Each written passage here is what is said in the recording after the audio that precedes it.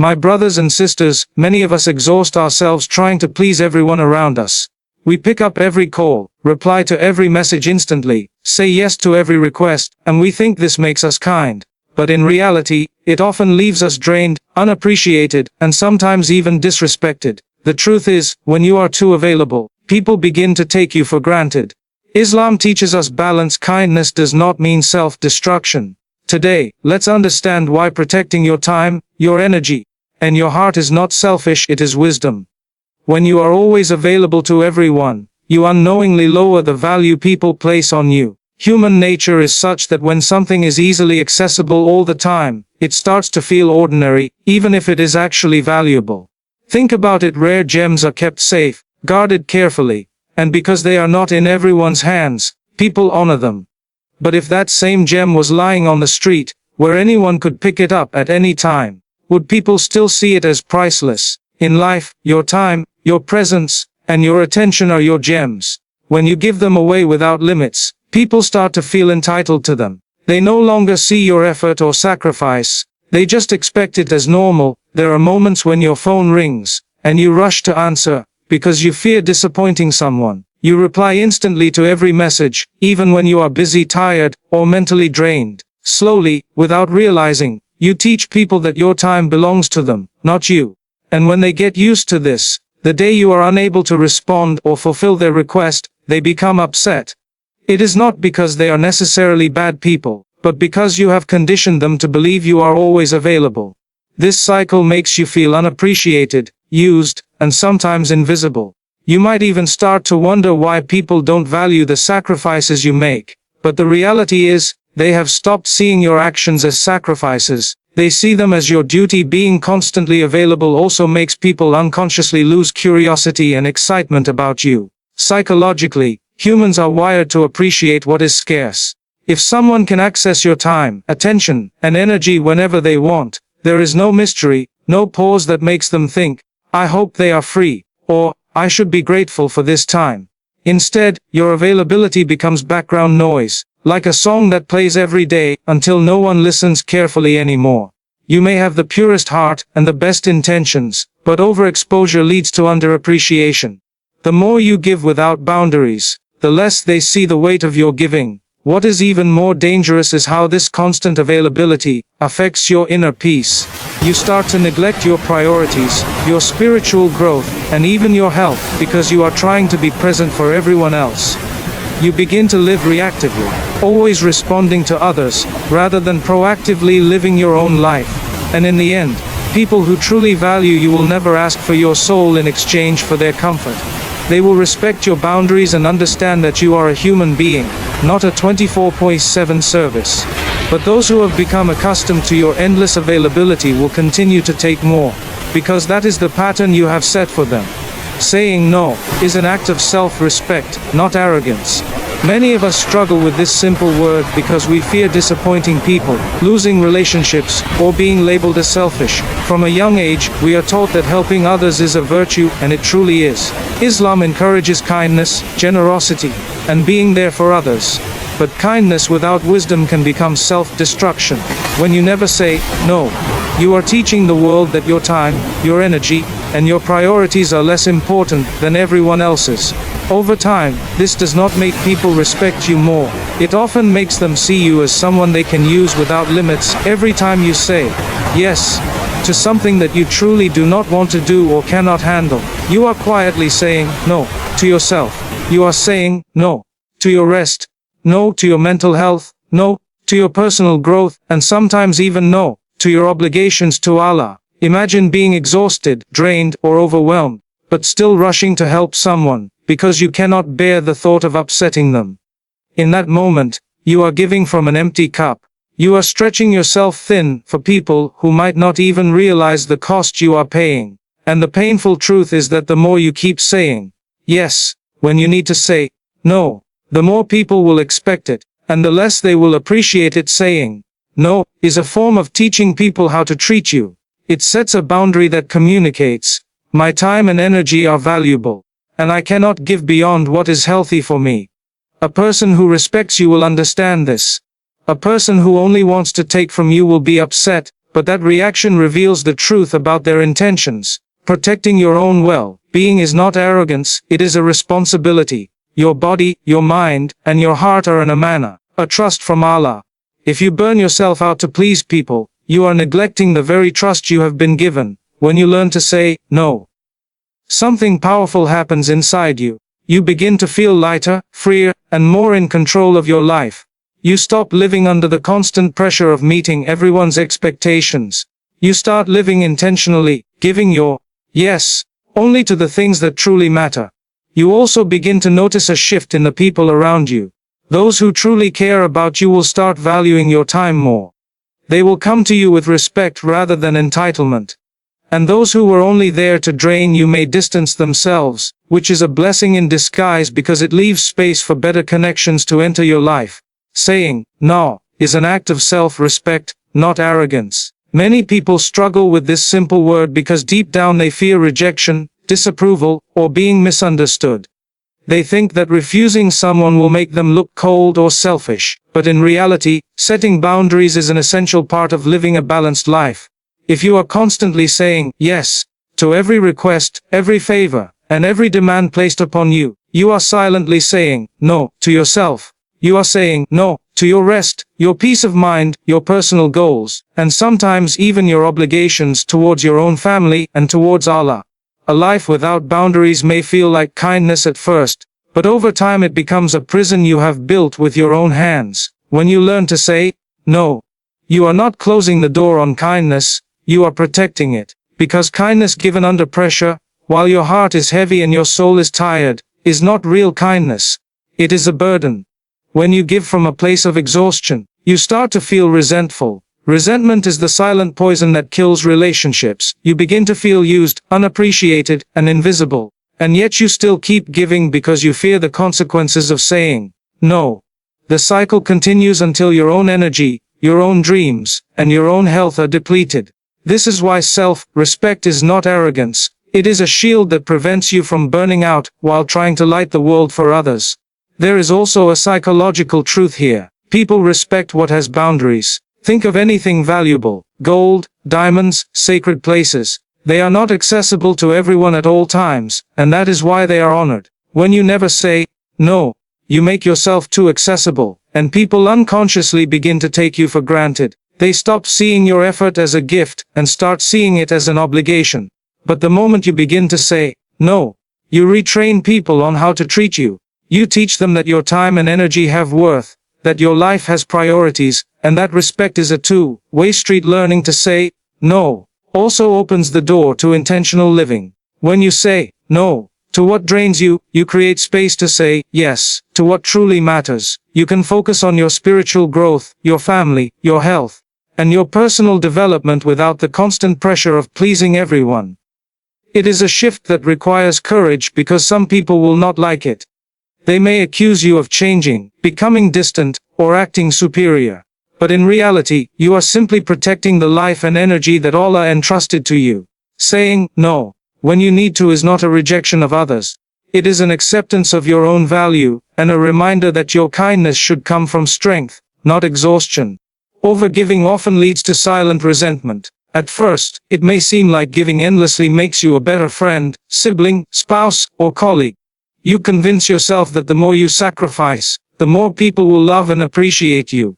You take on their burdens, solve their problems, and show up even when you are exhausted. But deep down, a quiet storm begins to form. Each time your effort goes unnoticed, each time your sacrifice is taken as normal rather than special, a seed of resentment is planted in your heart. This resentment is rarely expressed out loud. Instead, it quietly eats away at your joy, leaving you drained and questioning why no one seems to care as much as you do. Silent resentment is dangerous because it builds up in the shadows of your generosity. You continue to say yes, even when you are tired because you fear that saying no will disappoint people or make you seem unkind.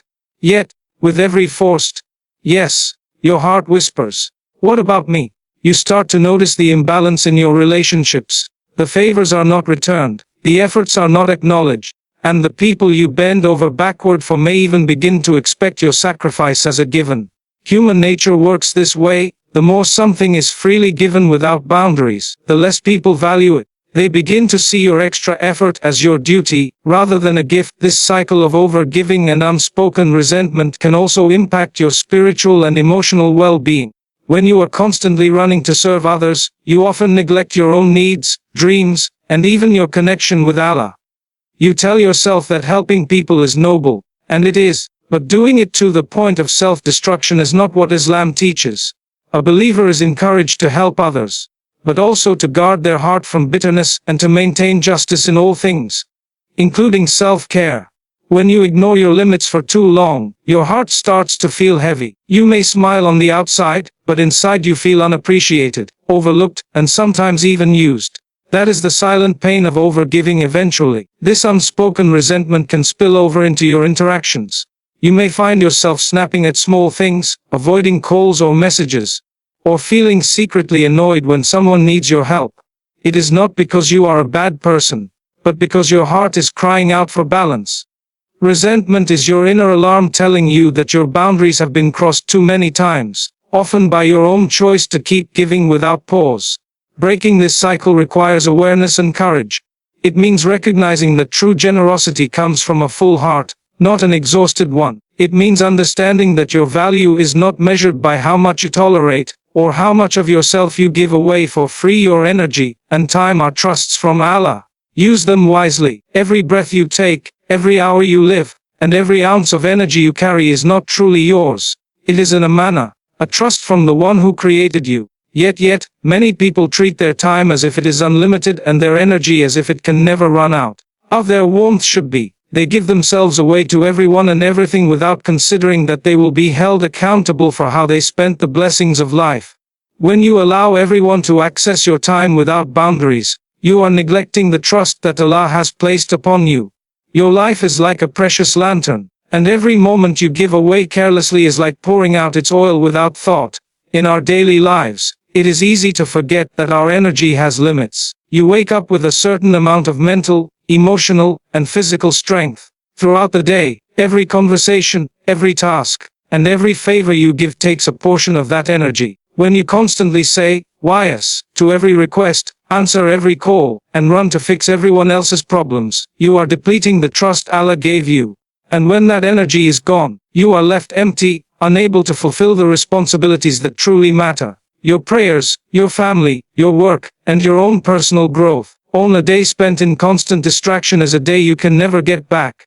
And the reality is that those who constantly drain your energy will not be there to refill it. Using your time and energy wisely does not mean you become cold or distant. It means you become intentional. It means you begin to ask yourself, is this how Allah wants me to spend my life right now? Sometimes, the most valuable use of your energy is in silence, in reflection, in ibadah, in building yourself so that you can serve others from a place of strength. But when your time is scattered everywhere, you are too weak to focus on what truly matters. You might fulfill every favor for people, but neglect the rights of your own soul, which longs for peace, for rest, and for connection with its creator. There is also a deep sense of dignity that comes when you start protecting the trust of your energy and time. People begin to notice that you are not always available for every trivial matter, and this naturally invites respect. They approach you with more thought, more care, and more appreciation. Even your acts of kindness begin to carry more weight, because they are given with intention, not out of pressure or habit. When you value the trust Allah has placed upon you, you learn that your time is life itself, and your energy is the light by which you live. That life distance creates appreciation, space invites respect. Human nature is wired to value what is not constantly in reach. When something is always present, always available, always ready at the first call, it begins to feel ordinary, even if it is extraordinary. Relationships are no different. When you are constantly around, answering every message immediately, showing up for every request without pause, people unconsciously stop appreciating your presence. They begin to assume that your availability is endless, and entitlement slowly replaces gratitude. This is why creating a little distance is not an act of cruelty. It is a way to restore balance, and allow others to recognize your worth. Think about how the heart works with longing. The things we miss are the things we cherish most. A simple absence can make a person realize the value of someone they had taken for granted. If you are always right there, no one has the chance to miss you, And when no one misses you, your efforts often go unnoticed. A small pause, a little space, can transform the way people see you. They begin to notice the gap when you are not around. They start to understand the weight of your presence, the comfort of your support, and the effort behind your giving. That space invites reflection, and reflection invites respect. Distance is also essential for self-respect. When you create space, you give yourself the opportunity to recharge, to reconnect with your own priorities, and to protect your inner peace. It allows you to step back and evaluate which relationships are built on genuine care and which are built on convenience. The ones who truly value you will remain, even if you are not always immediately accessible. The ones who only used you for what you could give them will drift away, revealing the truth without a single word being spoken. This natural filtering process is a blessing because it clears your life of unnecessary weight and leaves room for deeper, more meaningful connections. Creating distance also strengthens the quality of your interactions. When you are not constantly present, your presence feels more special. People begin to appreciate the time you give them, because it is not automatic or taken for granted. Even your words carry more impact because they are heard with attention rather than drowned in constant noise. Respect grows in the space between interactions, in the silence that makes the heart realize, this person is not always here for me, and I should value them when they are. Distance, when done with wisdom and not with bitterness, becomes a tool that protects your dignity, renews your energy, and silently teaches others that your presence is a privilege, not a guarantee. Protecting your peace allows you to serve others better. Many people think that constantly being available for everyone is a sign of kindness and selflessness, but in reality, it often leads to burnout, frustration, and emotional exhaustion. When your mind is overwhelmed, your heart is heavy, and your body is drained, you cannot truly give anyone your best. You might still show up physically, but your presence is empty because your peace has been sacrificed. Protecting your peace is not about being selfish or avoiding responsibility. It is about maintaining the emotional, mental, and spiritual strength that allows you to be genuinely present when it truly matters. When you guard your peace, you create a healthy balance between giving to others and taking care of yourself. This balance ensures that the help you provide is filled with sincerity rather than silent resentment. A peaceful heart has the capacity to listen deeply, to offer comfort with warmth, and to serve with genuine compassion. On the other hand, a restless heart that is constantly pulled in every direction begins to give out of obligation rather than love. People can sense the difference between someone who helps from fullness and someone who helps from exhaustion. By protecting your inner calm, you ensure that the energy you offer to others is meaningful and effective rather than forced and drained. Protecting your peace also means setting boundaries that prevent unnecessary stress from entering your life. It requires you to step back from drama, negativity, and the constant noise of other people's demands. This does not mean you isolate yourself completely or stop helping those in need. But it does mean that you choose your interactions wisely. You learn to say no to situations that deplete your energy without purpose, and yes to the moments that truly align with your values and responsibilities. This selective engagement preserves your emotional health and allows you to face challenges with clarity and patience. A peaceful person naturally becomes a source of comfort and stability for others. When your heart is calm and your mind is clear, your presence itself becomes healing. People feel safe around someone who is not constantly stressed, reactive, or drained. Your words carry more weight, your advice becomes more thoughtful, and your actions reflect wisdom rather than impulsive reactions. Protecting your peace is therefore not just a favor to yourself, it is a gift to everyone around you. By taking care of your emotional and spiritual well-being, you allow yourself to give from a place of strength instead of survival, and that difference transforms the quality of every relationship you have.